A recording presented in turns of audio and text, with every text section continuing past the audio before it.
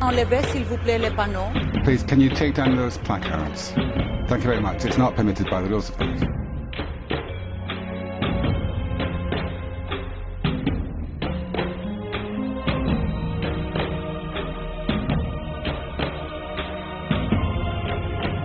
Der Ratifizierungsprozess muss uneingeschränkt fortgeführt werden. Unser Ziel bleibt es, den Vertrag von Lissabon bis zu den Wahlen zum Europäischen Parlament im Juni 2009 in Kraft zu setzen. Diese Grundsätze werden... In response to the historic and some would say joyous expression of democratic will in Ireland last week, you said yesterday from the chair that it remains our goal to see the Lisbon Treaty enter into force before the elections of next year, provided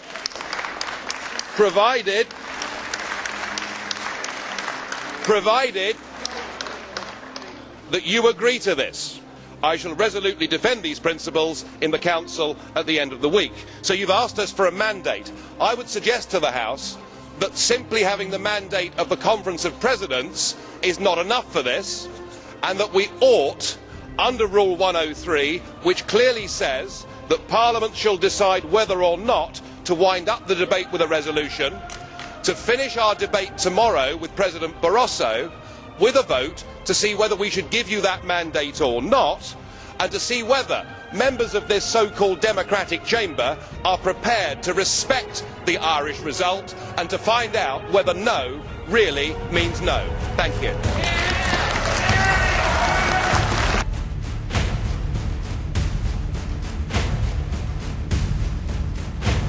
Abgestimmt.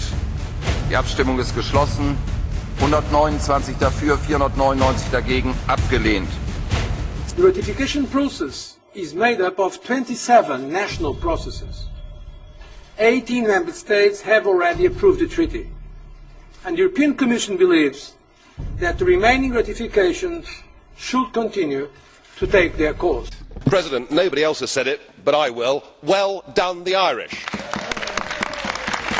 And yet, before the official result was out, there was Mr Barroso holding a press conference in Brussels, looking as shifty and as dishonest as anybody I've ever seen, saying, despite what the rules of the club are, that the treaty is not dead and we continue. Frankly, it was a disgusting display. It was an insult to democracy. It's perfectly clear that the ratifications should stop now and the implementation of the treaty should stop now. Mit Ausnahme von Sinn Féin, über die ich jetzt hier kein Wort mehr verlieren will, haben alle irischen Parteien, alle, die EVP-Parteien, die Liberalen, unsere Partei, für ein Ja aufgerufen.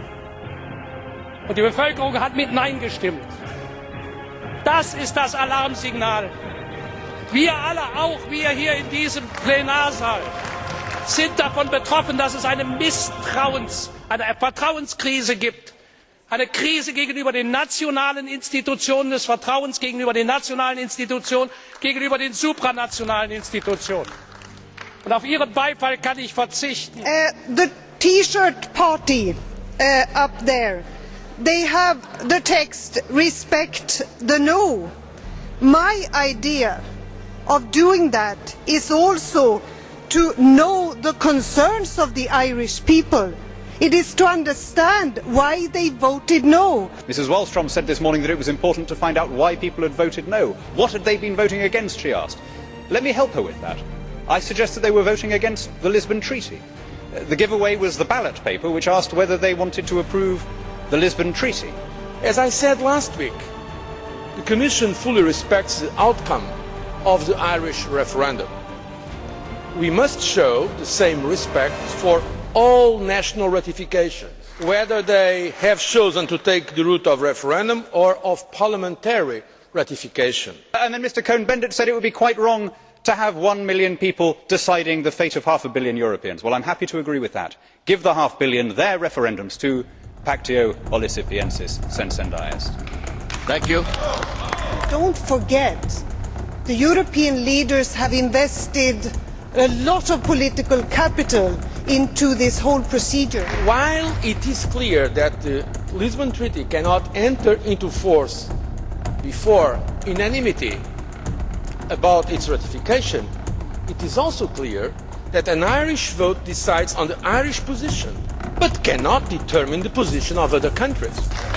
I used to think, after the French and Dutch results, that you were in denial.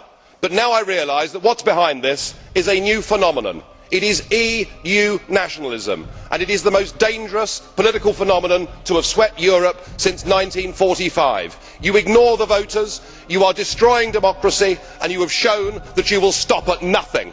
I hope that we will not be demoralised by this and we will keep our line. What we need is, of course, sailors and navigators for fair weather, but also for difficult times. I believe we should keep the cap and go on with our project so that Europe is more necessary than ever.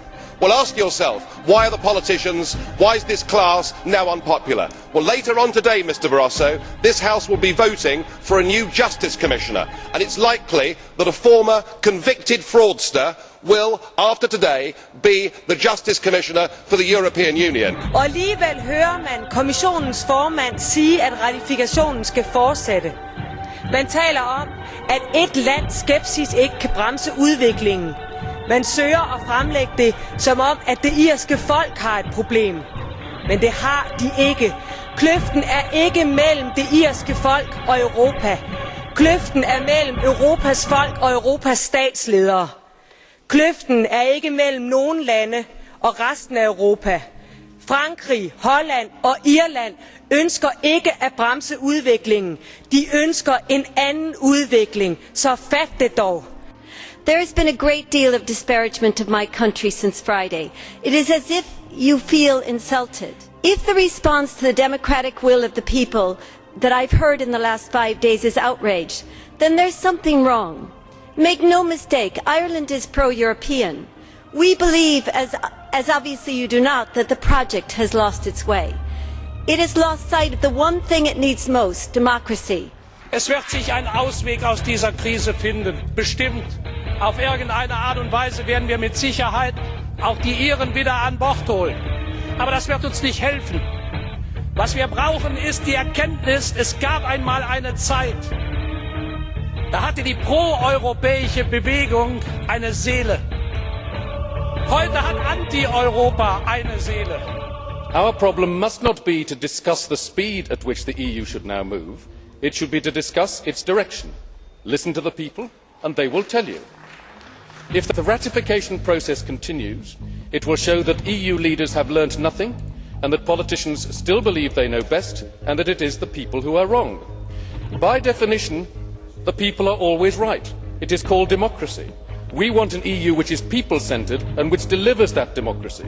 So we must not ignore the Irish vote, we should build upon it. The ratification process should stop, the listening to the people should begin. No. Can I say this is not democracy, what you said, sir. Democracy is to say we respect the Irish as we respect every other member state's decisions. Let's continue the process. This is what we have to continue today. And that is also why the Commission, of course, will continue with what we started now a couple of years ago, called Plan D, as in debate, dialogue and democracy. Is threatening a country for being democratic an action of democracy? Ich kann Ihnen sagen, diese Seele, Sie sehen, wie mobil die sind. Die sind gelaufen in Irland. Die haben die Treppen gestiegen, die haben an den Haustüren geklingelt, die haben ihre Traktate verteilt. Die waren überall. Wo waren die Pro-Europäer? Wo ist die Bewegung, die für die europäische Einigung kämpft? Wo ist die Leidenschaft, die wir mal hatten? Die Leidenschaft, die ist heute auf der anderen Seite. Bei denen, die Europa schlecht reden, von rechts. Bei denen, die Europa schlecht reden, weil sie Angst haben. Aber die Mischung aus sozialem Abstieg und Angst war doch immer in Europa das Einfallstor für den Faschismus. Es wurde der Vertrag inhaltlich diskutiert in Irland, insbesondere die neoliberale Festlegung, Militarisierung und vor allem der undemokratische Charakter. Ich glaube, was notwendig ist, ist, dass das einfach akzeptiert wird, dieses Votum. Der Vertrag ist tot und es bedarf eines anderen Vertrages. Und wir werden die Reihe von undemokratischen Äußerungen, die hier stattgefunden haben, durchaus auch zur Kenntnis nehmen und dokumentieren. Vielen Dank. Og til Herr Schulz. Skam dem, hr. Schulz. De sammenligner såkaldte anti-europæere med fascister. Men det er deres retorik, der er fascistisk. Skam dem. Shame on you. Schande.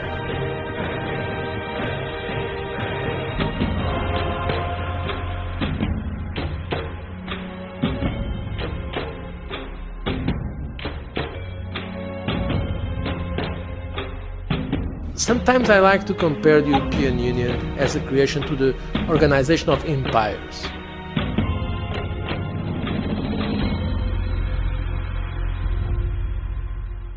The empires